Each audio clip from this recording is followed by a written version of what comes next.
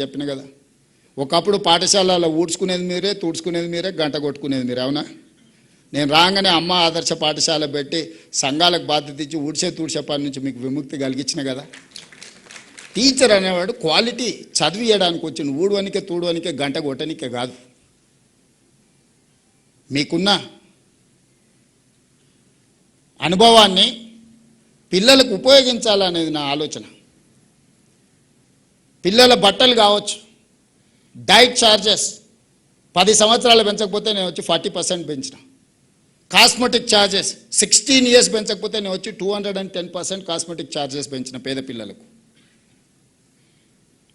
ఏవేమి చేయగలమో స్కూల్స్లలో రిఫార్మ్ తీసుకొచ్చినాం. ఈరోజు మనం సెంట్రల్ కిచెన్స్ డిజైన్ చేసి ఎంత బెస్ట్ బ్రేక్ఫాస్ట్ ఇవ్వడానికి ప్రయత్నం చేస్తున్నాం.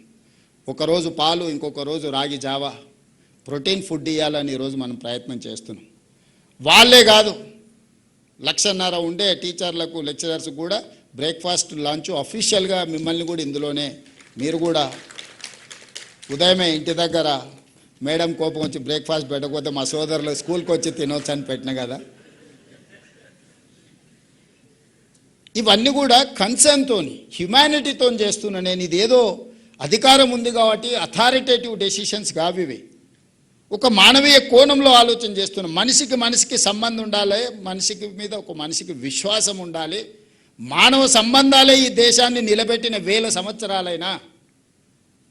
యుద్ధాలు జరిగినా, రాజ్యాలు కోల్పోయినా మానవ సంబంధాల మీదనే జరిగినాయి కదా ఇవన్నీ.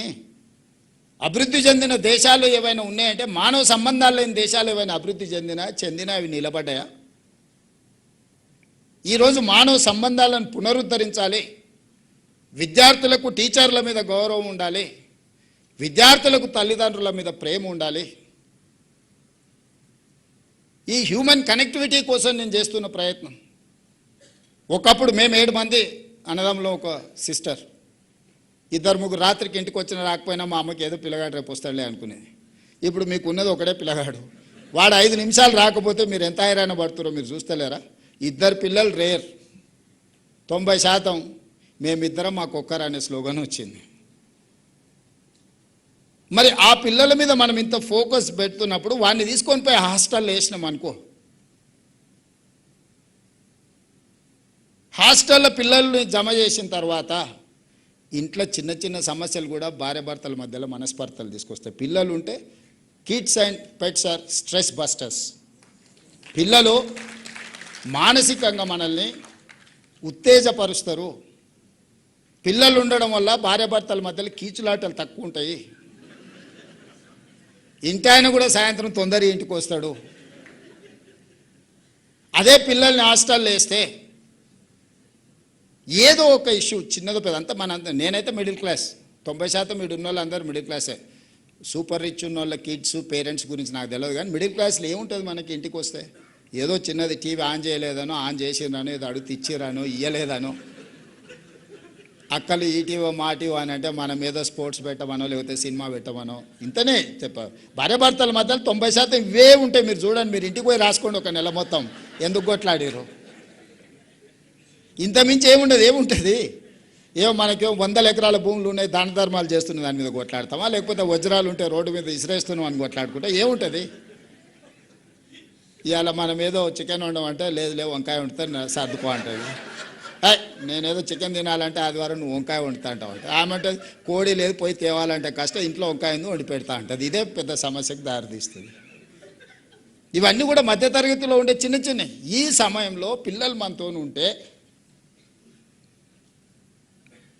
వీటన్నిటిని కూడా తగ్గించుకోవచ్చు.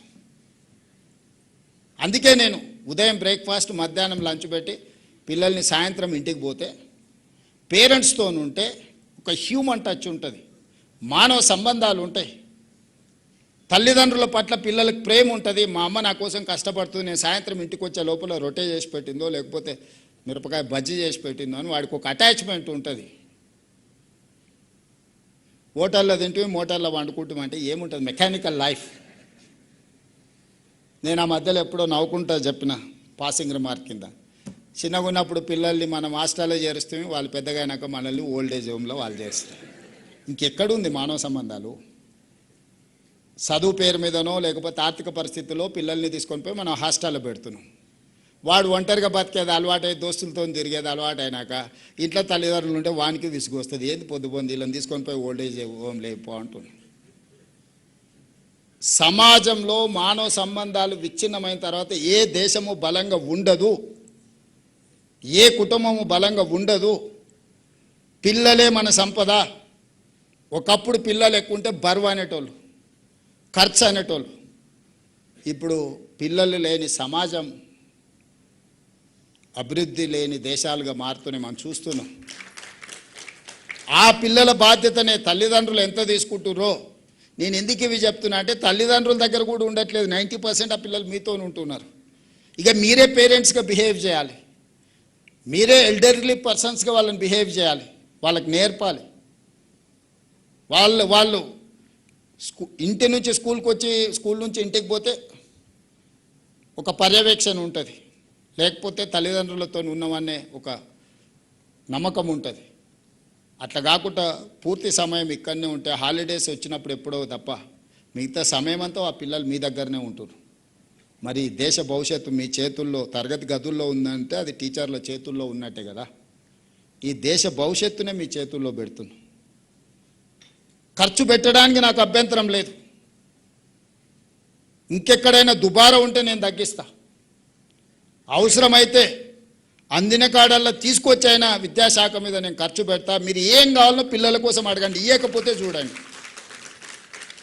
నా సూచన ఒక్కటే, సంఘాల నుంచి టీచర్ల వరకు 5 ఏళ్ళు పిల్లల కోసం ఆలోచన చేయండి. వాళ్ళకి ఏం కావాలో మౌలిక వసతుల నుంచి చాలా రిఫార్మ్స్ ఉన్నాయి. నేను స్టెప్ బై స్టెప్ చెప్తా. ఇప్పుడే చెప్తే ఇంత మంచి కార్యక్రమం, మీడియా పరంగా వివాదాలు, రకరకాల ఆలోచనలు, వాటి చర్చకు దారి తీయదలుచుకోలే. నేను మిమ్మల్ని అడుగుతున్నా, ఒకప్పుడు రవాణా వసతులు లేనప్పుడు, ఊర్లో నుంచి బయటికి రాలేనప్పుడు, సమస్యలు ఉన్నప్పుడు సింగిల్ టీచర్లు అక్కడ పెట్టినాం. ఇవాళ క్లాస్లో 3 పిల్లలు ఉన్నారు, ఆ ఊర్లో 5 మంది టీచర్లు. నల్గొండలో 9 మంది టీచర్లు ఉన్నారు, 0 పిల్లలు ఉన్నారు 6-7 ఏళ్ళ నుంచి. ట్రాన్స్ఫర్ చేస్తా అంటే ఆ టీచర్ రోడ్డు మీద వచ్చి రాస్తారు, ఒక చేసారు, మాకు ఇన్నే బాగుంది సార్, ఇన్నే ఉంటామని. ఎట్లా ఇది? ఎట్లా మీరు చెప్పండి, మీరే పరిష్కారం చెప్పండి. నేనేమంటున్నా అంటే మీ మండలాన్ని మీరు యాజ్ ఎ యూనిట్ తీసుకోండి. మీరు ఎక్కడ పనిచేస్తే అక్కడ మీ మండలాన్ని ఒక యూనిట్ తీసుకోండి. Best of the best education ఇవ్వడానికి ఏం కావాలో మీరే ప్రణాళికలు ఇవ్వండి. మీకంటే ఎవరు ఉన్నారు అవగాహన